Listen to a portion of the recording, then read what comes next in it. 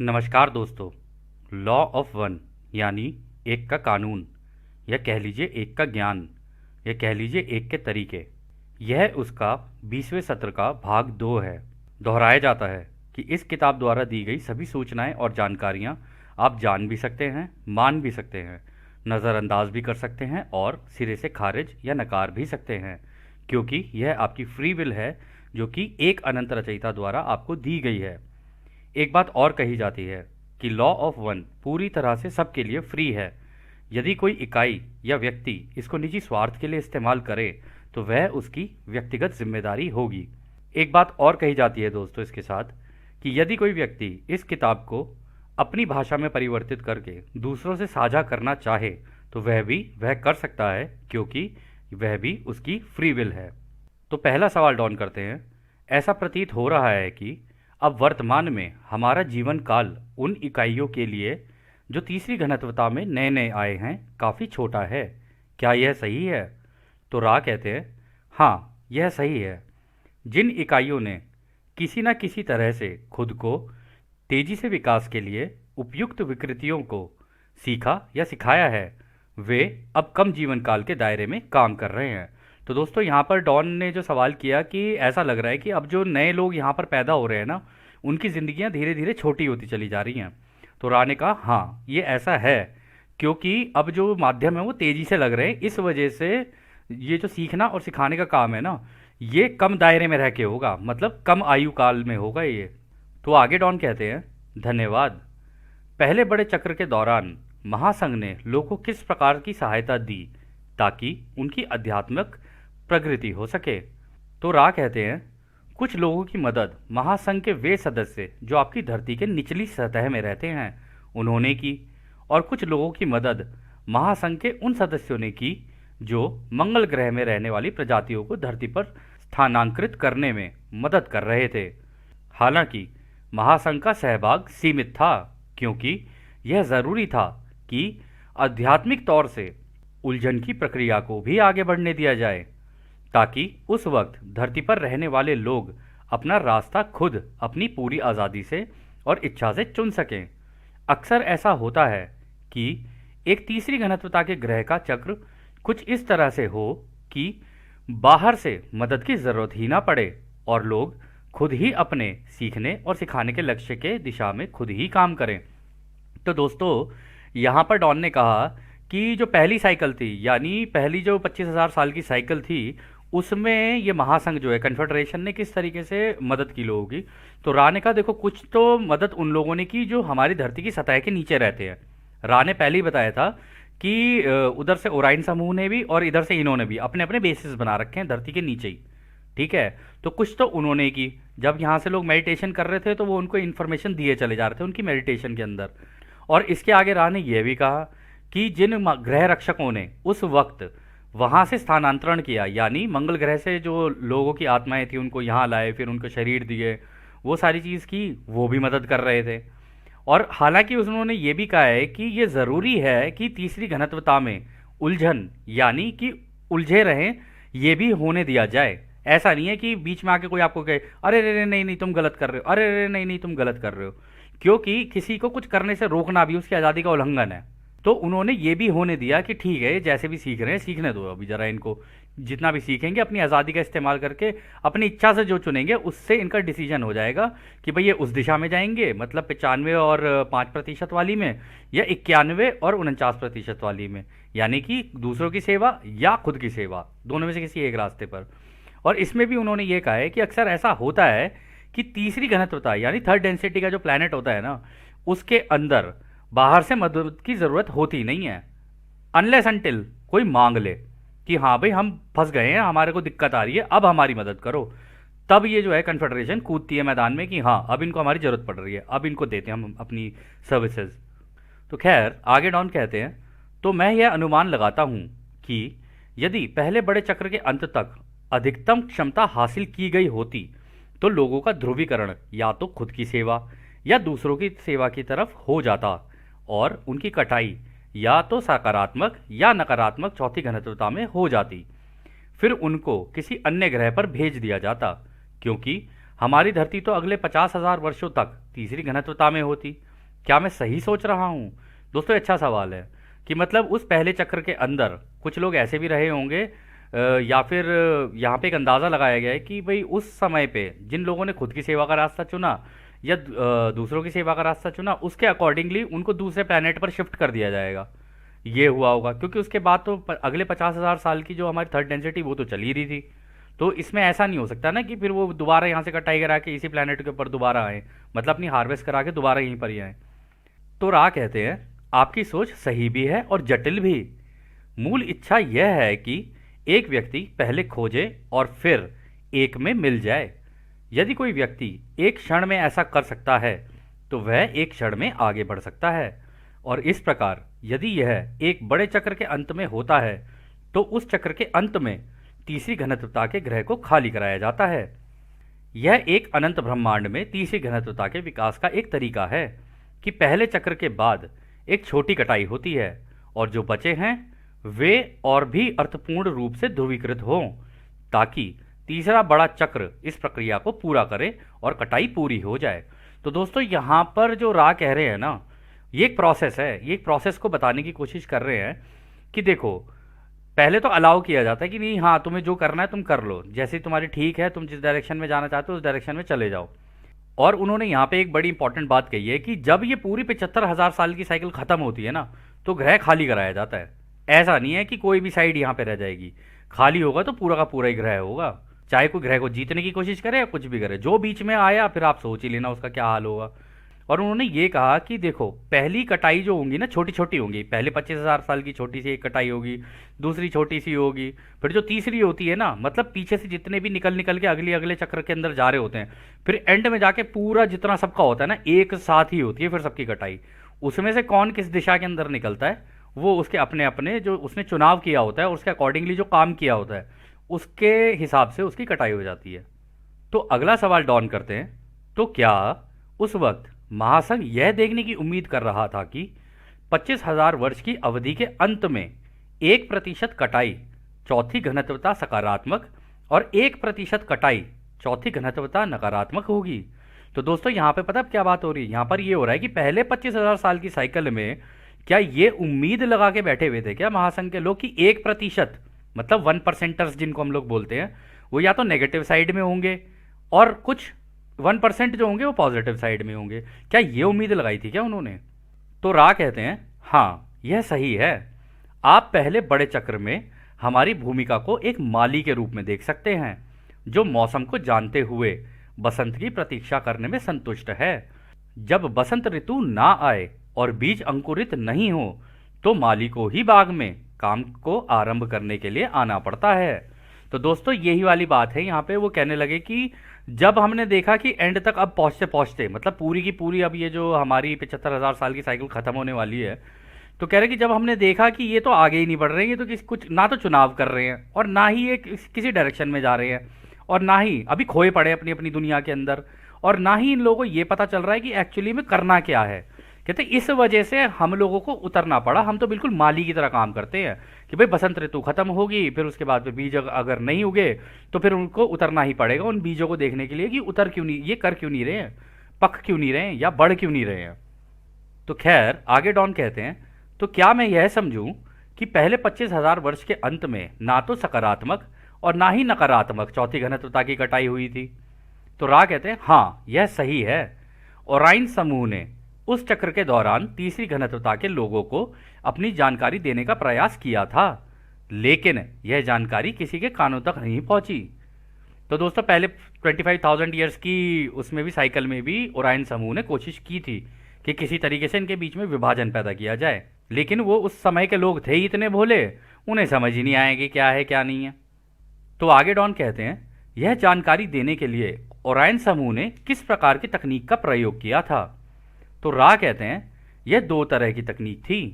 पहली सोच की प्रक्रिया जिसे आप टेलीपैथी कहते हैं, दूसरी शक्ति प्रदर्शन के लिए कुछ पत्थरों की व्यवस्था मूर्तियों और चट्टान संरचनाओं के रूप में आपके पैसिफिक क्षेत्रों में और कुछ हद तक मध्य अमेरिकी क्षेत्रों में है।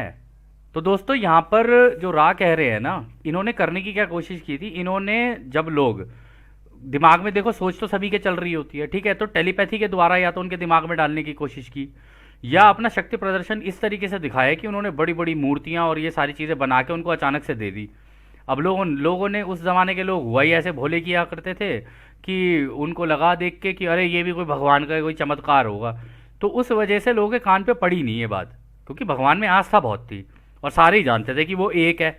ये एक का कॉन्सेप्ट वहीं से चल रहा है तब से, ऐसा नहीं है ये कुछ नई चीज़ है, तब से चला आ रहा है। तो वो आप बोल रहे हैं ना कि आपके पैसिफिक क्षेत्रों में, मतलब जो पैसिफिक ओशन है उसके क्षेत्रों में, वहाँ पर अमेरिका के, मध्य अमेरिकी क्षेत्रों में कुछ इस तरीके के उन लोगों ने लगाए हैं। तो डॉन कहते हैं क्या आप ईस्टर द्वीपों के स्टोन हेड्स के बारे में बात कर रहे हैं? तो रा कहते हैं हाँ यह सही है। तो दोस्तों अगर आपको चेक करना हो तो इनको स्टोन हेंजेस बोलते हैं, हम आपको टाइप करके बता देते हैं क्या बोलते हैं। तो दोस्तों इनको इस तरीके से लिखा जाता है, ईस्टर आइलैंड स्टोन हेंजेस। यदि आप चेक करेंगे तो आपको पता चल जाएगा कि ये किस बारे में बात हो रही है यहाँ पे। तो दोस्तों उसी से मिलती जुलती ना आपको एक और आकृति मिलेगी जिसको बोलते हैं जॉर्जिया गाइडस्टोन्स। ठीक है, यदि आप चाहें तो इसको भी देख सकते हैं। इसमें ना 10 कमांडमेंट्स लिखी हुई हैं, जैसे कि कोई आपको कह रहा हो कि ऐसा कर और वैसा ना कर, इस तरीके की कोई गाइडलाइंस आपको दे रहा हो कि तुम ऐसा करो ऐसा करो ऐसा करो ऐसा करो। अब ये हम आपकी उसके ऊपर छोड़ते हैं स्वतंत्र इच्छा पर कि आप इसको कैसे लेंगे। बस उसमें ये देखा जा सकता है कि क्या ये आज़ादी का उल्लंघन है या नहीं है। यदि आप उसको ऐसे देखेंगे तो शायद आपको बेहतर समझ में आए। और इन गाइड स्टोन्स के ऊपर जो चीज़ें लिखी हुई हैं ना, वो संस्कृत में, हिब्रू में, अंग्रेज़ी में, चाइनीज़ में और भी दो चार भाषाएं और हैं, उन सब में लिखी हुई हैं। ऐसा लग रहा है देखने में जैसे कि सबको कुछ गाइडलाइंस दी गई हो कि तुम ऐसा करो और तुम ऐसा करो, इस टाइप का। खैर वो जो भी है वो हम आपके ऊपर छोड़ते हैं कि आप इसको कैसे लेंगे। तो अगला सवाल डॉन करते हैं, यह पत्थरों की संरचना कैसे लोगों को स्वयं की सेवा का मार्ग अपनाने के लिए प्रेरित करती हैं? तो राह कहते हैं, कल्पना कीजिए कि उस वक्त के लोगों को ऐसे शक्तियों की दया की ज़रूरत महसूस होती है जिन्हें वे नियंत्रित नहीं कर सकते, और अगर कोई व्यक्ति ऐसी किसी मूर्ति या चट्टान को देख ले जो सिर्फ शक्तियों से भरा है, तो वह अपनी आज़ादी को अपनी इच्छा से उन शक्तियों को समर्पित कर देगा जो दूसरों पर अधिकार जताने की और विकृति की संभावना को बढ़ा सकता है। तो दोस्तों यहाँ पर वो यही कह रहे हैं कि अगर मान लो कोई एक भोली सी एक सभ्यता है और उनके सामने कोई ऐसे बड़ी बड़ी चट्टानें और मूर्तियाँ बना दें, तो वो तो अपनी आज़ादी से यही सोचने लगेंगे ना, अरे यार ये भी कोई भगवान की कोई शक्ति है, तो उसकी पूजा पाठ करने लग जाए हो सकता है, और उन्हें ये भी ना पता चले कि ये बनाई किसने किसने ना बनाई है। ठीक है, और इसमें यह भी हो सकता है कि फिर वो उसकी पूजा करने लगे, दूसरे लोग ना करें तो दूसरों को अपने से अलग देखने लगे, तो उसकी वजह से एक विभाजन पैदा हो सकता है। इसी बात को रा यहाँ कह रहे हैं। तो आगे डॉन कहते हैं, ये स्टोन हेड्स कैसे बनाए गए थे? तो रा कहते हैं, इनका निर्माण गहरे मन की जड़ को स्कैन करने के बाद विचार द्वारा किया गया था, जिससे इन छवियों को देखने में दर्शकों में एक श्रद्धा युक्त डर का अनुभव हो। तो दोस्तों वो ये कह रहे हैं ना, मन की जड़ को स्कैन करने के बाद, मतलब वहाँ के लोगों को पहले दिमाग को पड़ा कि ये तो भोले हैं, इनको हल्का सा भी कुछ करेंगे ना तो ये तो डर जाएंगे, और डर जाएंगे तो विभाजन होगा ही होगा, क्योंकि डर ही एक ऐसा कारण होता है जिसकी वजह से विभाजन होता है। अगर डर ना हो ना तो कोई विभाजन हो ही नहीं सकता, प्रेम हो तो विभाजन होगा ही नहीं कभी भी। डर ही वो एक तरीका है जिससे विभाजन किया जा सके। और यहाँ पर भी वो कह रहे हैं कि श्रद्धा युक्त डर का अनुभव हो, यानी इतनी बड़ी बड़ी जो चीज़ें हैं उनको देख के कोई इंसान या तो एकदम से ऐसा अचंभित हो जाएगा या डर जाएगा कि हे भगवान किसने बनाया ये, तो हो सकता है उसके अंदर डर पैदा हो जाए, और डर से विभाजन के होने के चांसेस रहते हैं। इसीलिए रा ने यहाँ पर ये बात बोली। तो आगे डॉन कहते हैं, अच्छा तो क्या ओरायन समूह ने यह मूर्तियाँ और चट्टानें खुद बनाई थी? क्या वह हमारी धरती पर भौतिक रूप से उतरे थे, या उन्होंने इसका निर्माण मन की शक्तियों से किया था, या फिर धरती पर ही किसी व्यक्ति से विचारों द्वारा करवाया था? तो रा कहते हैं, इनमें से लगभग सभी संरचनाओं का निर्माण विचार द्वारा दूरी पर किया गया था, और बाद के समय में आपके ही धरती के कुछ लोगों द्वारा मूल निर्माणों की नकल में बहुत कम बनाए गए थे। तो दोस्तों इसमें हुआ पता है क्या, पहले तो ओरायन समूह ने अपनी टेक्नोलॉजी का इस्तेमाल करके कहीं दूर बनाया, ठीक है, दूर बनाया, दूर बना के फिर वहाँ से ला के वहाँ रख दिए, ठीक है। अब जब वहाँ रख दिए तो उसके बाद लोगों ने उनको देखना शुरू किया, तो उनकी कलाकृतियाँ देख देख के लोग नकल करने लगे कि हम भी ऐसा कुछ बना के देखते हैं, हम भी ऐसा कुछ बना के देखते हैं। तो वो तो हमारी प्रवृत्ति तो है ही हमारी इंसानों की कि हम जब दूसरे को देखते हैं ना कि ये ऐसे कर रहा है, तो हम भी वैसे ही करने लग जाते हैं। इसको अंग्रेजी में बोलते हैं मंकी सी मंकी डू। तो मतलब वो नकलची बंदर की कहानी आपने बचपन में सुनी होगी ना, तो कुछ वैसे ही समझ लीजिए इसको। तो खैर, आगे डॉन कहते हैं, ओरायन समूह के वे लोग कौन सी घनत्वता से थे? तो रा कहते हैं, यह विशेष इकाई चौथी घनत्वता का था, जो प्रेम और समझ की घनत्वता है। अच्छा दोस्तों, आप लोग सोच रहे होंगे कि है तो ये नेगेटिव साइड, लेकिन ये रा यहाँ पे प्रेम और समझता की घनत्वता क्यों बोल रहे हैं? तो आगे डॉन सवाल करते हैं, क्या दोनों सकारात्मक और नकारात्मक चौथाई घनत्वता प्रेम और समझ की है? यानी क्या नेगेटिव और पॉजिटिव दोनों ही ये डेंसिटीज क्या लव और अंडरस्टैंडिंग की हैं? तो रा कहते हैं, हाँ यह सही है। प्रेम और समझ, चाहे वह दूसरों के लिए हो या अपने लिए हो, है तो एक ही। तो दोस्तों यहाँ पे पता है वो क्या बताना चाह रहे हैं? कह रहे देखो, एक तरफ प्रेम और रोशनी का ज्ञान है, वो जो कि दूसरों की सेवा के लिए है। एक तरफ है टेक्नोलॉजी और डर का ज्ञान, ठीक है, और खुद से प्रेम करने का ज्ञान, वो तुम अपने लिए इस्तेमाल कर सकते हो क्योंकि तुम्हें अपने से प्रेम है, यानी अपने अपने बारे में सोचते हो, दूसरों की तुम्हें कोई चिंता नहीं है। बेसिकली हर चीज़ अपने लाभ के लिए सोचते हो। इस वजह से इन दोनों चीज़ों को राने का ये है दोनों प्रेम ही, लेकिन रास्ते दोनों के अलग अलग हैं। तो आगे डॉन कहते हैं, यह स्टोन हेड्स हमारे समय के अनुसार कब बनाए गए थे? तो रा कहते हैं, यह लगभग 60,000 वर्षों पहले बनाए गए थे। तो डॉन कहते हैं, और दक्षिणी अमेरिका में कौन सी रचना बनाई गई थी? तो रा कहते हैं, इस स्थान पर कुछ विशिष्ट मूर्तियां और संरचनाएं चट्टानों और मिट्टी से बनाई गई थी। तो आगे डॉन कहते हैं, क्या इसमें नाजका की पंक्तियां भी शामिल हैं? तो दोस्तों इंग्लिश में इनको नाजका लाइंस बोलते हैं। यहाँ पे जो स्पेलिंग लिखी है ना, NAZCA, तो आप चाहें तो इसको चेक कर सकते हैं। तो इसका जवाब रा कहते हैं, हाँ ये नाजका लाइंस भी बनाई गई थी। तो डॉन कहते हैं, लेकिन यह पंक्तियां तो केवल एक ऊंचाई से ही दिखती हैं, तो इसको बनाने का लाभ क्या था? तो रा कहते हैं, यह लाभदायक थी क्योंकि यह शक्ति की ऊर्जा से बनाई गई थी। यानी ये लाभदायक उस जमाने में दिखती थी। अगर आप इसको ऊपर से देखेंगे ना दोस्तों, तो ये देखने में ऐसा लगता है जैसे कोई मकड़ी बनी हो, और कोई भी इसको देखेगा ना अगर, तो वो देख के एक बार को हैरान हो जाएगा कि यार ये क्या चीज़ बनी हुई है। तो डॉन कहते हैं, मैं यहाँ पर थोड़ा उलझन में हूँ। सतह पर चलने वाले किसी व्यक्ति को यह पंक्तियाँ शायद ही समझ में आती हों। वह धरती की सतह पर दरारों के अलावा कुछ भी नहीं देख सकता। हालांकि यदि आप ऊंचाई पर चले जाएं, तो आप एक पैटर्न देख सकते हैं। उस वक्त सतह पर चलने वाले लोगों के लिए यह कैसे फायदेमंद था? तो रा कहते हैं, वर्तमान के समय स्थान के अनुसार यह समझना मुश्किल है। 60,000 वर्ष पूर्व के समय स्थान में यह धरती इस तरह से रचित थी कि यह शक्तिशाली नाजका की पंक्तियां पहाड़ियों की सहूलियत बिंदु से दिखाई देती थीं। तो दोस्तों यहाँ पे राय ये कह रहे हैं कि 60,000 साल पहले ना उधर पहाड़ हुआ करते थे, तो ये नीचे बनी हुई थी, और पहाड़ के टॉप से अगर आप नीचे देखोगे ना, तो ये आपको दिखती थी साफ साफ। तो जिन लोगों को उस जमाने में वो पहाड़ के टॉप पे अगर घूमते घूमते चले गए होंगे, उन्होंने देखा होगा, उन्होंने कहा अरे वाह ये क्या चीज़ है, लेकिन उन्हें थोड़ी ना पता था किसने बनाया है, ये तो था कोई कलाकार जो अपनी कलाकारी करके चला गया। तो खैर आगे डॉन बोलते हैं, दूसरे शब्दों में कहा जाए तो उस समय यह पंक्तियां पहाड़ों से दिखती थी। तो रा कहते हैं, यह इस सत्र का आखिरी प्रश्न होगा। उन क्षेत्रों में पहले पहाड़ हुआ करते थे जहां अब संपूर्ण समतलता है, पर जैसे जैसे समय, हवा और मौसम के साथ आगे बढ़ा, वैसे वैसे धरती के इन क्षेत्रों के पहाड़ और आसपास के ग्रामीण इलाकों की प्रकृति काफ़ी हद तक नष्ट हो गई थी। तो दोस्तों हुआ क्या, ये जो पहाड़ होते हैं ना, वो हवा से भी कटते हैं, पानी से भी कटते हैं, हवा से भी कटते हैं। तो धीरे धीरे कटते कटते कटते कटते क्या होता है ना, वो मिट्टी में तब्दील हो जाते हैं।